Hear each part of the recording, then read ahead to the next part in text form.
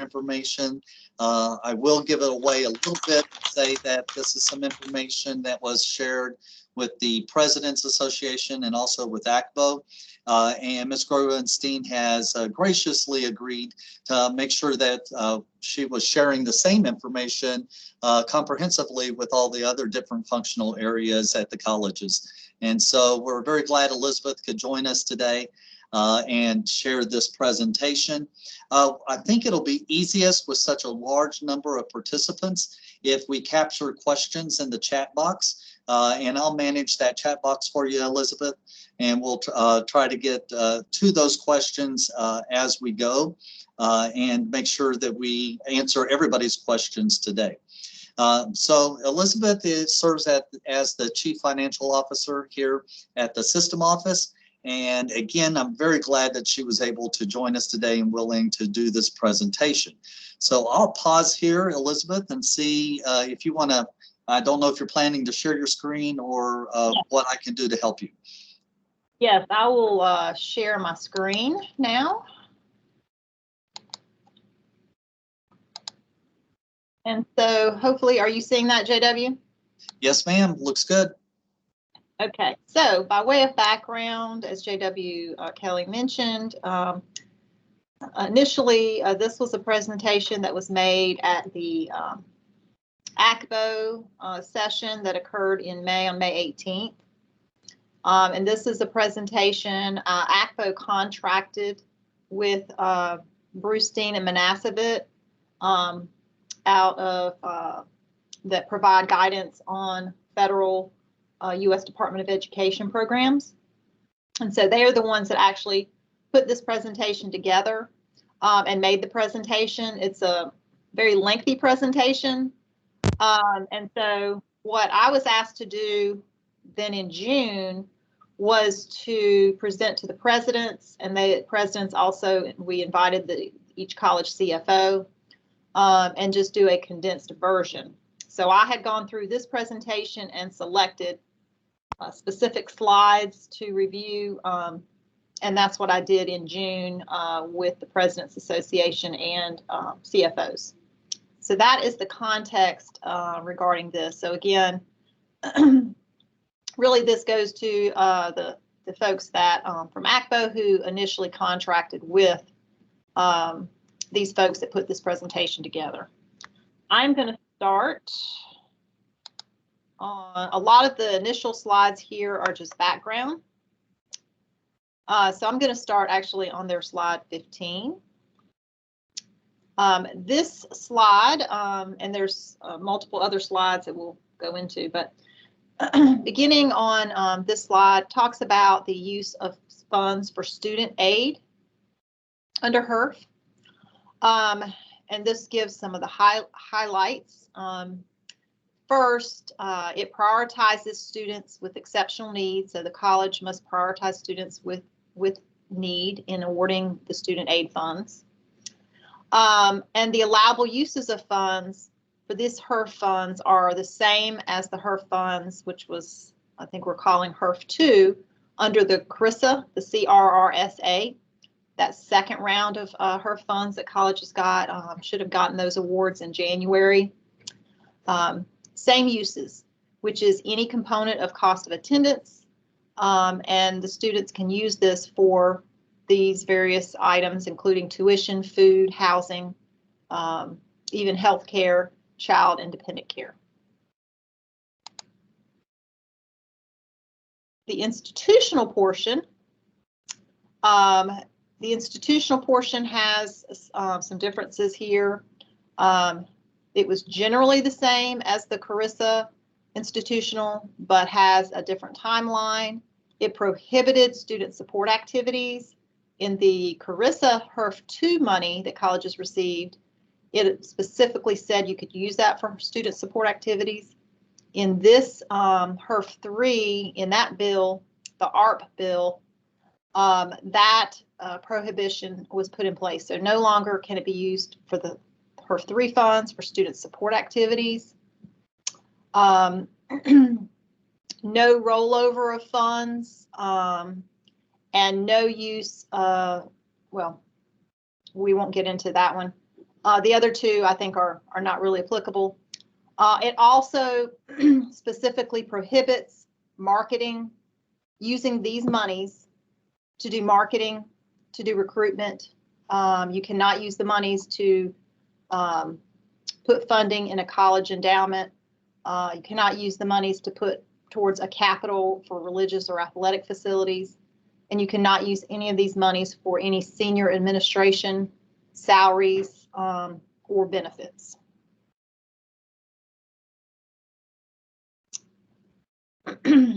Now, going into the specific uses that it can be used for, the institutional funds, it can be used for these expenses, and all of these expenses should be associated with coronavirus. So it's not just generic expenses. It does need to be expenses that are incurred as a result of the coronavirus pandemic. So first, lost revenue is one use, and there'll be more detail in just a minute. Technology costs. I know many colleges, probably all colleges, really converted over to doing much more on terms, if not substantial, online and distance education during the pandemic. And so we can cover those costs. It can cover faculty and staff training and professional development, again, associated with the coronavirus pandemic. Payroll that would be associated with the coronavirus pandemic. Again, on the previous slide, it did say senior administration would be prohibited from that. And you can use the institutional funds to do additional financial aid grants to students. Now, under the institutional portion, under this ARP bill, ARP, that there are some new requirements that colleges must implement evidence-based practices to monitor and to suppress coronavirus in accordance with public health guidelines. And the college needs to be able to document that they have done that, because that is a requirement. Versus the previous slide, which we talked about, those were allowable uses. These are requirements. You must use it for that. You must also conduct direct outreach for financial aid applicants about possible adjustments based on change in their financial circumstances. So those two items are new and actual requirements of institutional funds. On slide 19 here, it goes into, and I'm not a financial aid person, but those who are financial aid experts would, I'm assuming, understand what a change in financial circumstances means. I'm going to, I'm checking. Okay, slide 20 here, documentation for the two activities that are required.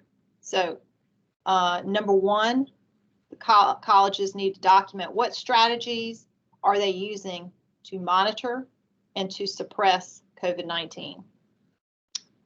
What evidence does the college have that supports those strategies? How are those strategies conducted in accordance with public health guidelines? Presumably your colleges are working with your local public health departments on what the appropriate guidelines are. So those first three relate to the first required activity and the documentation. Then the last, or the next, how did the college conduct the direct outreach for your financial aid students, applicant students? And of course, the college would have to identify how much money was spent on these activities. Now it goes into some other slides that I'm going to skip over that are more background to stay within our time.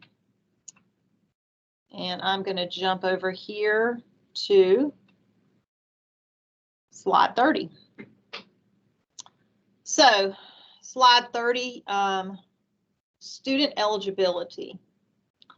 So under HEERF 3, which is this ARPA, the last column, all three categories are allowable. Again, it's up to the college but it is allowable under undocumented students, students in online programs, and also students in non-degree type programs, your short-term Con Ed programs, and students that are exclusively in online classes. Those students are also eligible for participation. Again, that is not to say that the college has to include these categories. That is allowable, but not required.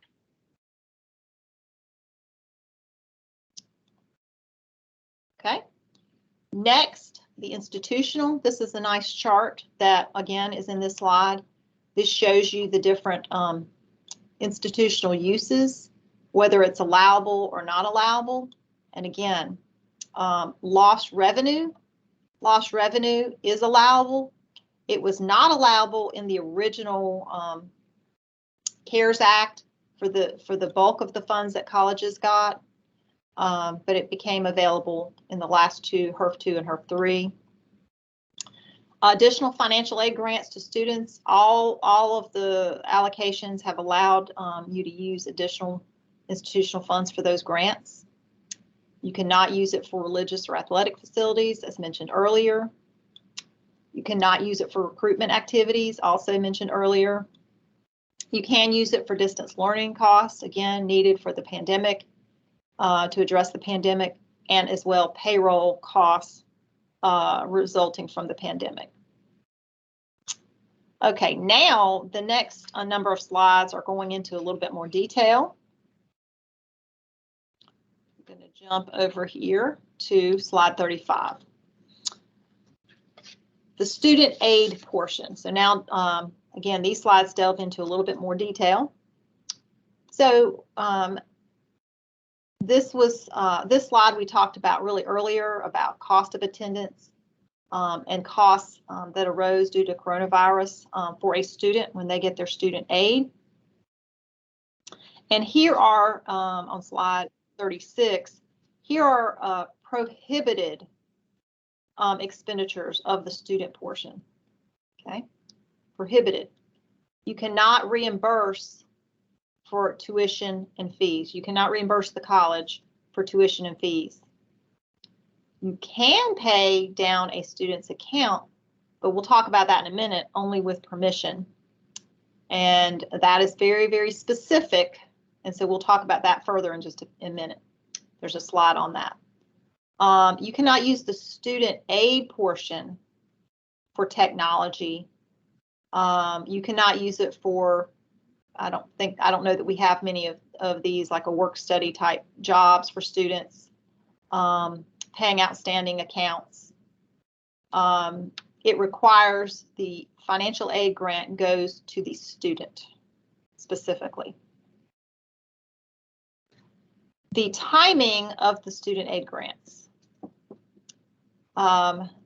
So under the CARISA, you could disperse it within 1 year, but you can make disbursements for students enrolled in future terms, even if they were not enrolled as of March 13th. So in other words, if they are a student at the college during the time period of the award of the funds, they are eligible.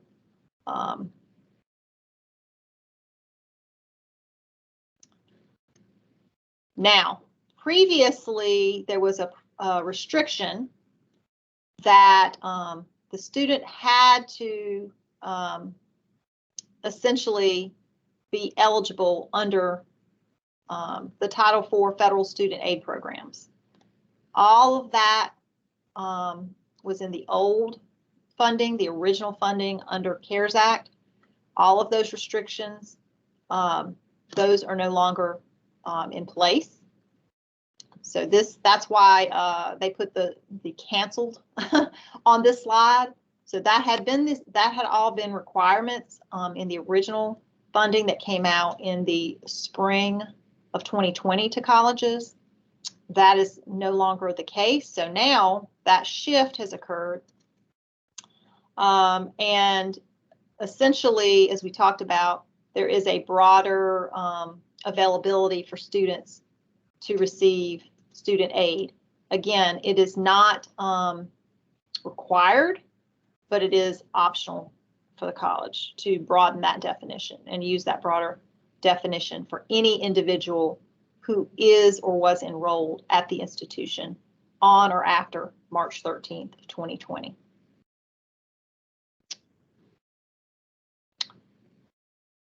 And so again here, the key points is it can now include documented students. It can now include credit students.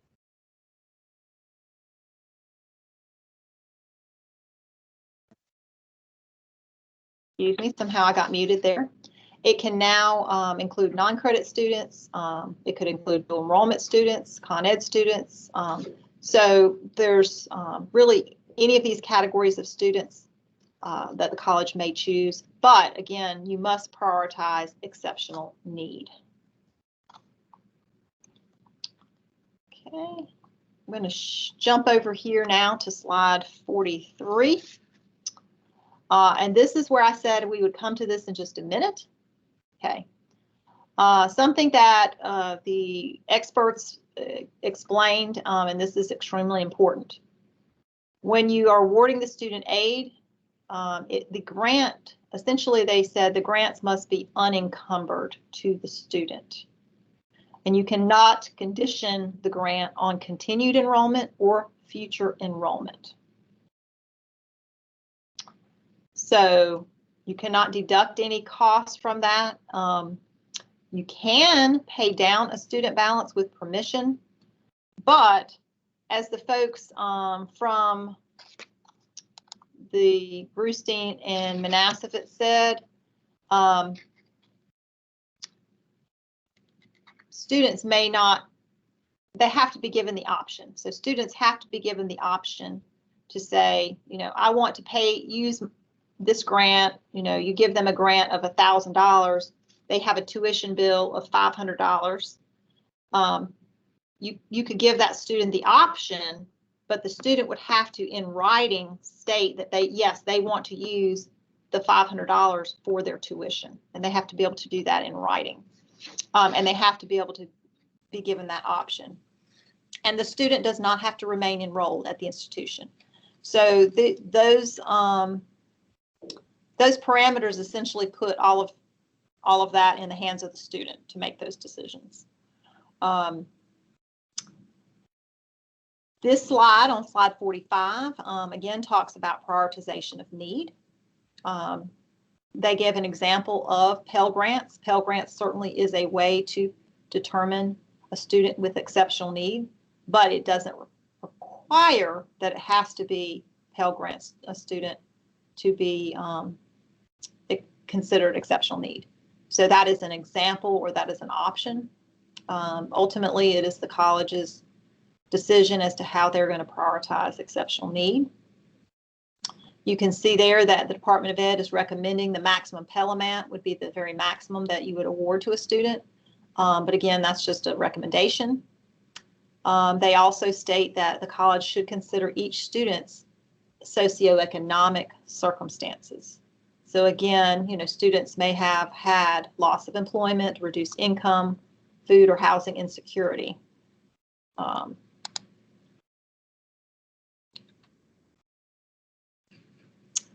Here are some things that they gave as kind of warning signs or warnings that you cannot do. You cannot establish a GPA requirement for the student aid. You cannot impose any academic standings or athletic standing performance. You cannot require the student to remain enrolled, and you cannot require that the student pay their outstanding debt or, you know, any bills that they owe.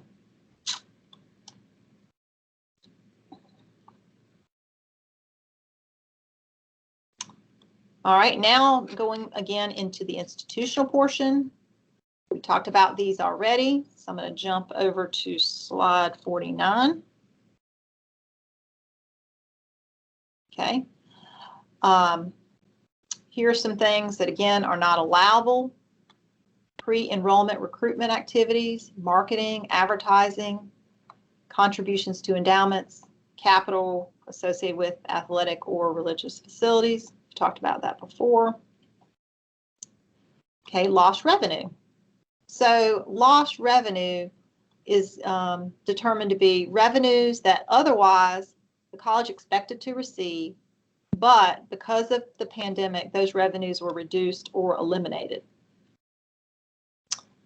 Here are some examples of lost revenue to a college.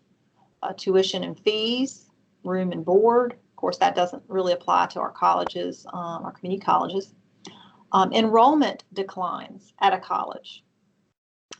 A reduction in state appropriation. So for colleges that have had a declining enrollment, and as you may as well know, the funding for colleges heavily is calculated based on full-time equivalent enrollment. So colleges whose enrollment has declined would get a reduction in state appropriations. And so previously that was not an allowable category, but now it is allowable under this last HEERF funds. And so that is something that I think colleges, they need to be careful on, because we also made a request to the General Assembly for what were called budget stabilization funding. And that budget stabilization funding request is really to fill that gap because of the pandemic causing our enrollments to be down in almost all colleges. We asked for funding from the General Assembly for budget stabilization. If we get that budget stabilization funding, the college, we advise you cannot double dip. You can't get the stabilization funding from the General Assembly and then claim your reduction in FTE and reduce state appropriations. So right now, unfortunately, we don't have a budget enacted, but in the Senate budget, they did give $76 million in the proposed budget for budget stabilization for colleges. And that would come close to fully, it wouldn't be 100%, but it would be very close to 100% for keeping colleges' budgets stable. So we have advised, colleges to make sure you're careful on claiming this. Really, at this point, we need to wait and see what the General Assembly is going to do about that budget stabilization, because you cannot double dip. Here's some more examples. So there's lots of examples of lost revenue. Auxiliary type events. So if a college had an event that was a college function that was going to be fee supported, revenue supported, and that had to be canceled because of the pandemic, because of not an in-person activity, not an in-person event, that would be lost revenue. Food service, if the college receives revenue through their food service. Use of facilities, even venues that are used for conferences or receptions that somebody may be renting from the college, and the college is collecting revenue on that, and those get canceled, then the college has lost that revenue. Cannot be religious related, as noted here. Bookstore revenue, because of the pandemic, again, if you're not selling as many books or other things in the bookstore, you're going to have a reduction there, as well as parking. If students are not coming on campus to the same degree, you're going to have a reduction in your parking fees. And then there's some others listed there.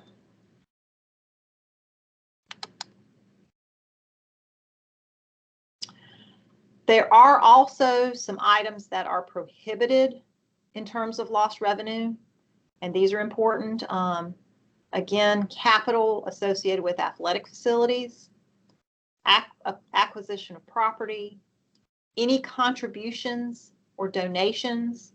So if a college, and this is one that I know several of the colleges, commented on, if a college normally, is fundraising or is receiving donations either directly from donors or through a foundation.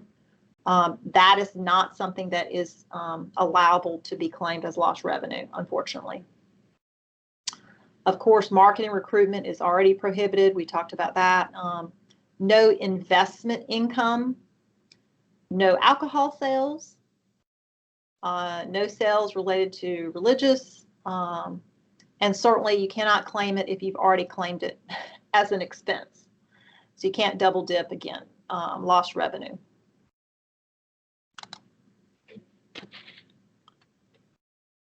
So in terms of lost revenue, this is a big one, I think, for colleges. We know that we've had, for example, in the last year, we had tuition declines across the system, and we had to issue reductions to colleges. And so I know many, if not all colleges, were going to claim that as lost revenue because each college had to absorb a reduction last year in the budget because of that. And then certainly all of the other categories that we talked about with fee revenues substantially. Interestingly, they did give a lot of flexibility on how these are to be calculated at colleges. They gave an option of you could look at a year compared to a prior year. Say, you know, in 2019, 2020, we collected X. And then in 2020, 21, we collected Y, and we've had a loss. You know, the difference between those two is the amount of lost revenue. So that's one option. Or semester by semester is another option. Or comparing using a 3-year all the way up to a 5-year average. Comparing to what you had budgeted. So if a college had established their budgeted revenues, fee revenues, for example, that would be another option. Or if there was essentially a baseline year prior to the pandemic, the college could do that. So they're giving pretty wide flexibility there.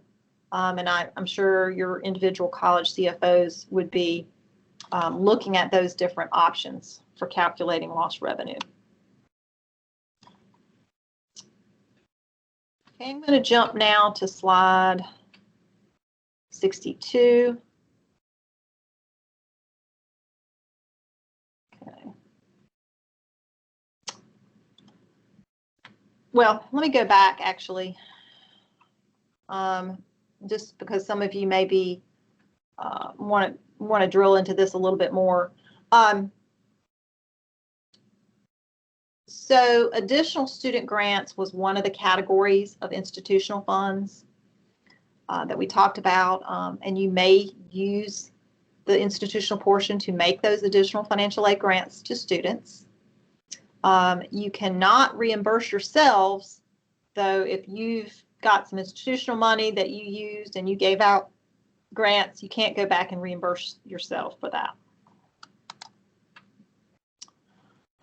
The students may choose to pay down their account balances. If they get a student grant, they may choose to do that. We talked about that earlier.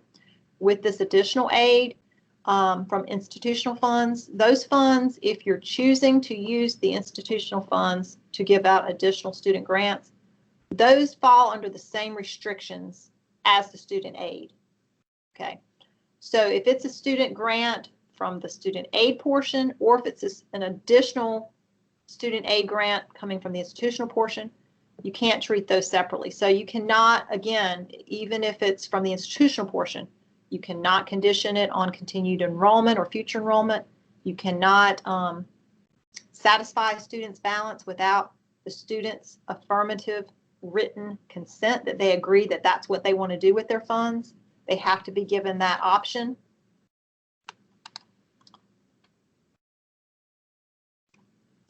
Now, with regard to student debt, however, there are 2 options that were given. So again, what the folks from Grovenstein and Manassas said was they speculated that if the student is given the option, that it's likely that a student is not going to want to necessarily pay down their debt or pay their tuition. they said, if you're telling the student you can get a student aid grant of $1,000, and if you sign off and you agree, we'll take $500 of that to pay down your debt or your tuition costs. The student may choose not to agree to that. They may want the $1,000, right? They assume that most students are going to want the $1,000 and not necessarily want to choose to pay down the debt. So there are these other options. So again, you could give the student grant. Again, notice here it says unencumbered student grant. So again, you can't just say, student, sign this form to give us permission to pay this balance. The student has to be given the option. Do you want the $1,000 grant, or do you want to pay your tuition or your account balance and get a $500? Still, the net, if the account is $500 in that example. So that's an option. Again, the folks from Grovenstein and Manasafet felt like probably a lot of students would not necessarily want to do that. If a bird is in the hand, they may have needs that they want to spend that $1,000 on that may not be necessarily paying off their debt. So the other option that's in the guidance is colleges, rather than giving out another student grant with the institutional funds, you can take the institutional funds and discharge those account balances and charge that as lost revenue. And if there are fees or penalties associated with those account balances, you can also charge that as well. That would be also considered lost revenue. So that is another option. So for colleges that do want to discharge student debt, that is going to be your easiest option, I'll just say, to use versus trying to get the student to agree. And the other bullet here at the bottom is important. This is applicable to any debt for students who were enrolled on or after March 13th of 2020, the debt for those students.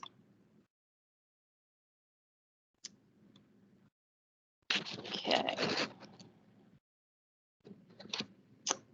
I'm going to jump ahead now to slide 67.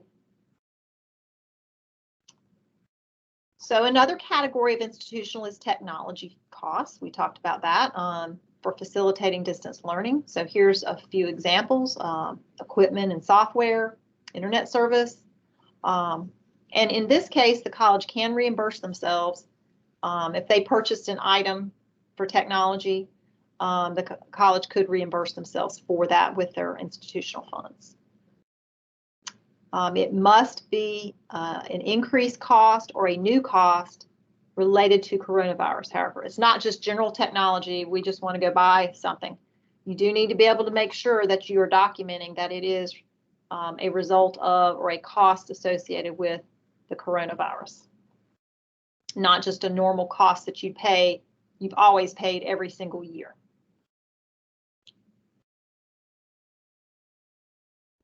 Also, cleaning supplies related to the coronavirus. You can see a list there, including PPE, barriers, thermometers, etc. Must maintain documentation. Of course, must be reasonable costs.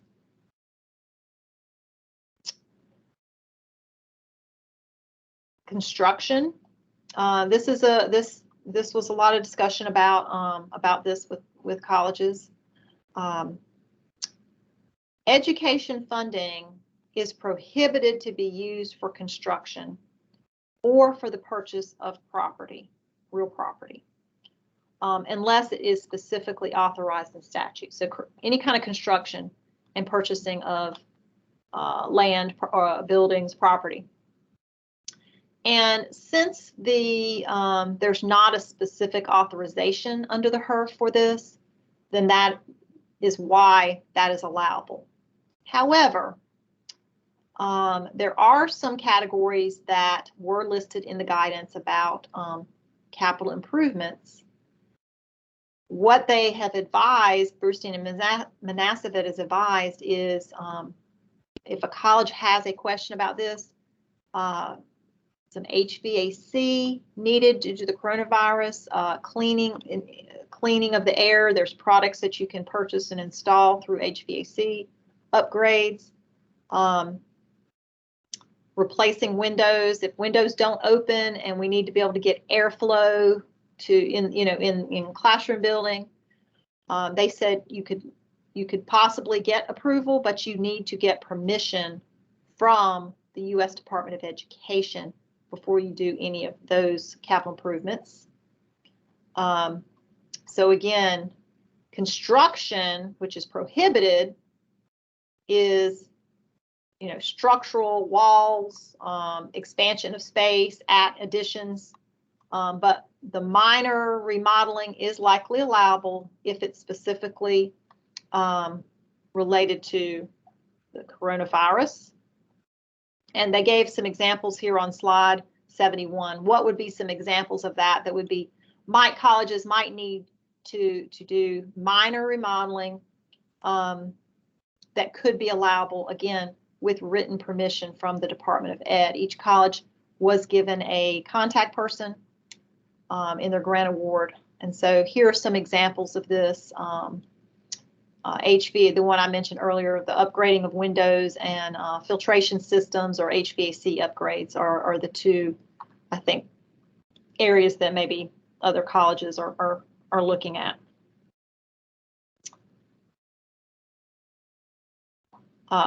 Jumping. Payroll costs. So again, payroll associated with the coronavirus. So again, nothing related to recruitment or marketing, no senior administration, obviously no religious type personnel. If an employee is needed to be hired to help with screening, for example, if you had to hire additional faculty because you had to do more smaller classes so that students could be spread out because of social distancing, those would be the types of examples of payroll costs under the pandemic. And of course, those had to be on or after March 13th, which is the date of the pandemic.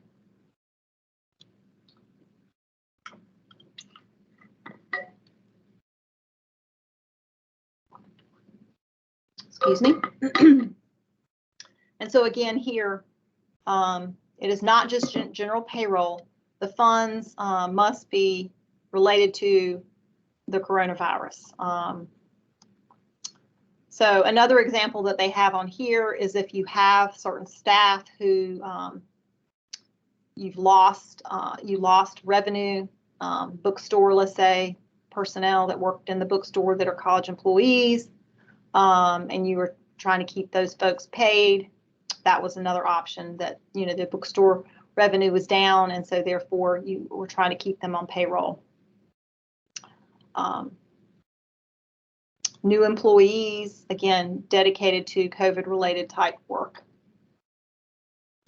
And then bonuses if there was a specific reason associated with the pandemic. I'm going to stop there on slide 75. The whole slide deck is about 90 some slides. So these are the slides that I had reviewed, like I said, with the presidents and the CFOs. But there are some additional slides here with some FAQs that could be helpful to you, starting here on slide 80 and going through. And we can certainly, I'll share this with JW and he can get it distributed out.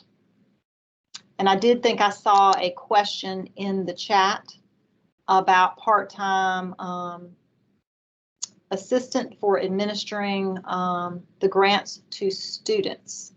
So one of the things,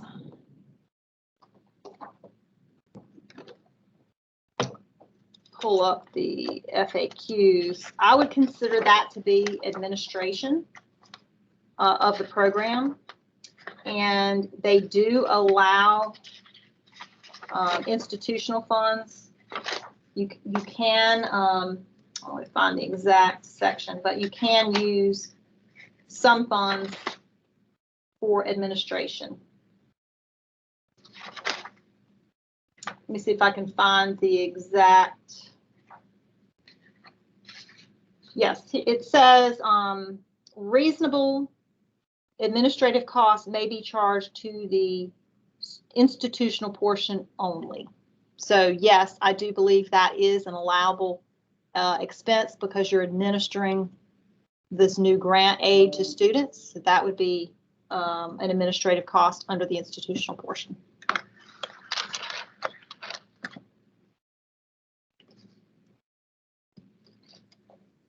Thanks, Elizabeth. There is another question in the chat, and it reads, can we create a scholarship program or promise program funded by HEERF and promote this to potential students?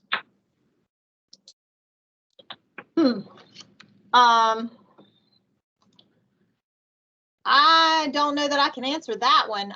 You certainly cannot use any HEERF funds to promote, market, as we talked about earlier, marketing, promotions. None of those types of marketing or recruitment and promotions can be, HEERF funds cannot be expended on those types of activities. And I think the question would be, when you say a scholarship program, HEERF student aid funds is like a scholarship, so you are awarding that to students. But if you're using the HEERF student aid funds, you need to make sure that whatever you're doing with those funds is in compliance with all the student aid requirements. So certainly if you are, and that really is up to the college to make sure that you are in compliance with how you're awarding those, including, as we talked about earlier, prioritizing exceptional need, how you're determining who is eligible, all of that.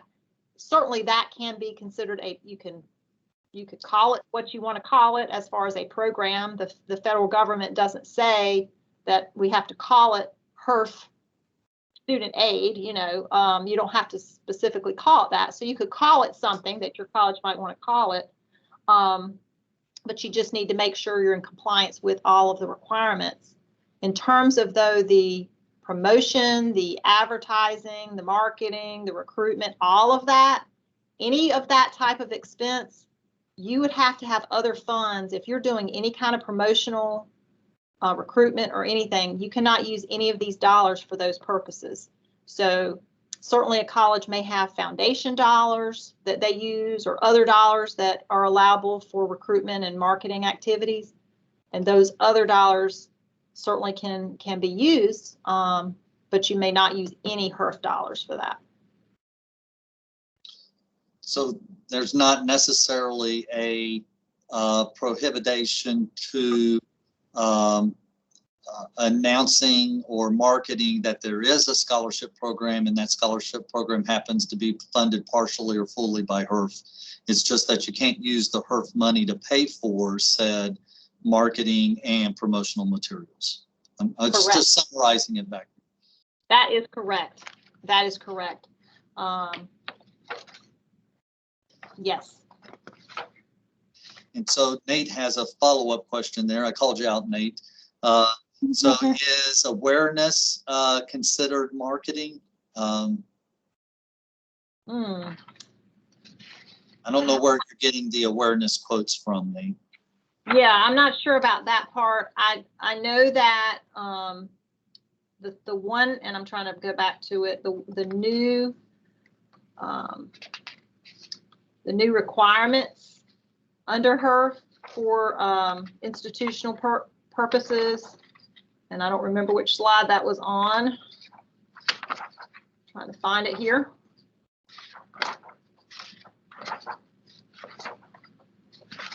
So for clarification, awareness was allowable under gear, but not marketing. Yeah, and I would just say that what is allowable is the new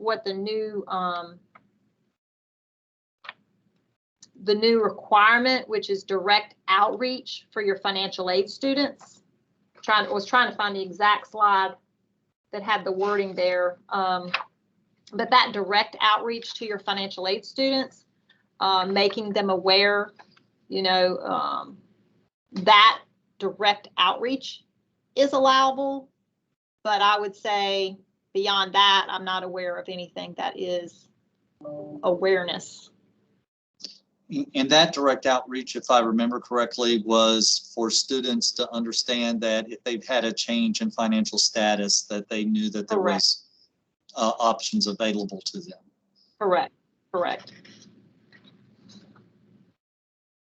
Another question is, can it pay for a student who has a balance from 2 years ago and is no longer a student but wants the transcript? The student had to have been enrolled on or after March 13th of 2020. So it doesn't, I think that one is going to be a no. You agree, JW? Yeah, I agree with that. 2 years ago. The key there is having to be enrolled on or after the March 20th date.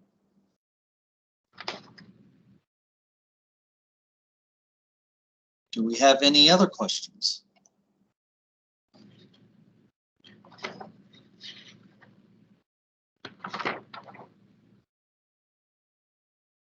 Oh, thank you. It was March, not May. My apologies. Yeah, March 13th. Thank you, Shawnee. Of 2020.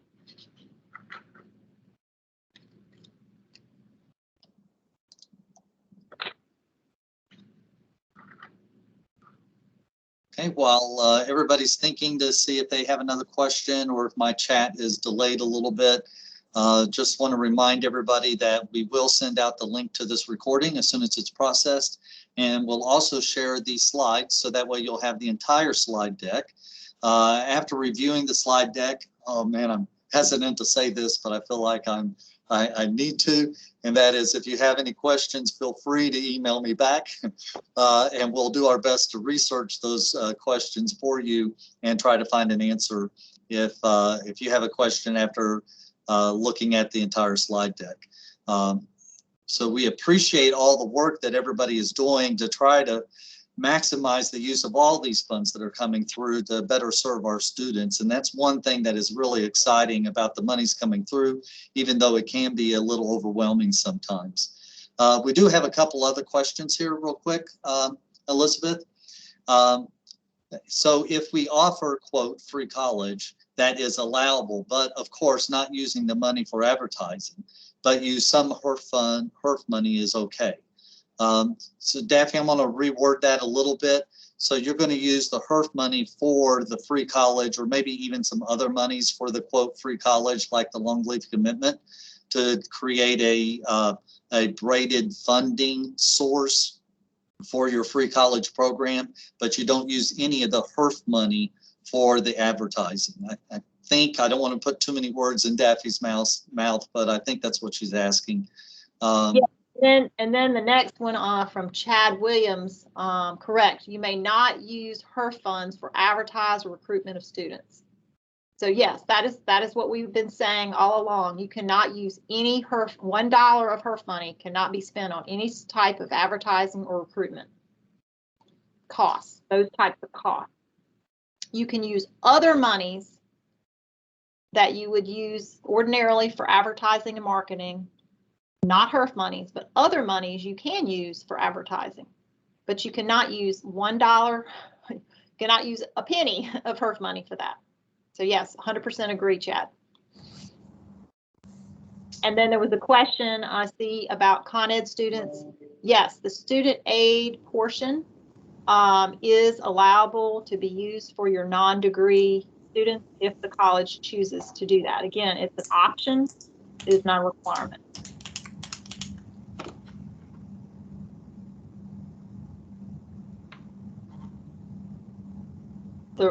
Again, the requirement, the key requirement is to prioritize exceptional need for the student aid. So the college needs to make sure you're being very careful and thoughtful about how you are prioritizing, quote, exceptional need for those student aid dollars.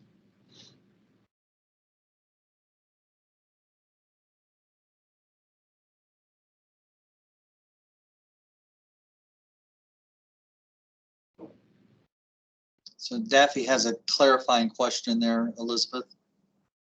To follow up, is it okay to use HEERF funding for free college in quotes? What I would say, I don't know how that's being communicated or how that's being packaged in the financial aid office. For a student, if a student has exceptional need and that student gets Pell, and then they're also prioritized through HEERF to get a HEERF grant, and that college considers the combination of those aid dollars to be free college, then that could be something that you call free college. I think it's all in how, what that really means and how that is determined locally. So it's certainly possible that the HEERF dollars to a student could help them come to college for free. Remember though, let me go back, the student aid portion must be unencumbered to the student, So there's nothing in that student aid grant that says that the student has to use that to pay any of the costs of tuition, fees, books, or any of that. If the student gets the grant and they want to use it for childcare, or they want to use it for whatever other costs, and there's really no way the college can know what the student uses that money for. That's really, ultimately, it is a student's decision. Remember, it is unencumbered to the student. It is a student's decision. And it also, again, they said multiple times, the student does not have to remain enrolled. So just because it is granted to the student does not mean that the student remains at the college or that the student uses any of that money for cost of attendance. We would hope that they would, but you as the college cannot require that. There's nothing that you can require on the student. So that is ultimately that's the key part there, that it may be termed something at a college, or there may be a name that is, that you're packaging multiple things together that includes the HEERF dollars. But again, the HEERF dollars themselves, the student decides how they're going to use those dollars. Whereas with other monies, there may be other strings attached that you could put on those other dollars versus the HEERF dollars. So if I could repeat that in a different way to you, Elizabeth, if a college had a promise scholarship program or free college program that had braided funding sources, and part of those funding sources were HEERF money, a student still has the right to say they want their HEERF money to come to their pocket, not to their student account. Yeah, absolutely. Whatever penny of HEERF money, the student has to get that money unencumbered. Exactly. And then the second piece, they're given choice. Thank you, Elizabeth. The second piece I would add to that is that they would have to, the college would have to have a clear policy and definition of the exceptional need and how all students are meeting whatever that definition is, I would think as well. So not every student at your college would necessarily meet your definition of exceptional need. Would that be accurate to say? I think it would be hard to say that every student at a college has exceptional need. Yes. I think that would be very hard to defend if you were getting audited. Yep. Okay. And then Kim. Although, I'm not saying it's not impossible. If there's some documentation of that, I'm not saying it couldn't happen. I just think that would be without documentation of how you say that every student is exceptional need. And again, it certainly could happen, but I think it would be pretty difficult. You would make sure you have good documentation. And I would think that in some of our counties that there could be a very legitimate documentation of exceptional need in some of our poorer counties across the state. Kim, I think we answered your question. I don't know for sure in the chat box in our conversation here. I think we asked that. If not, please let me know. Are there any other questions?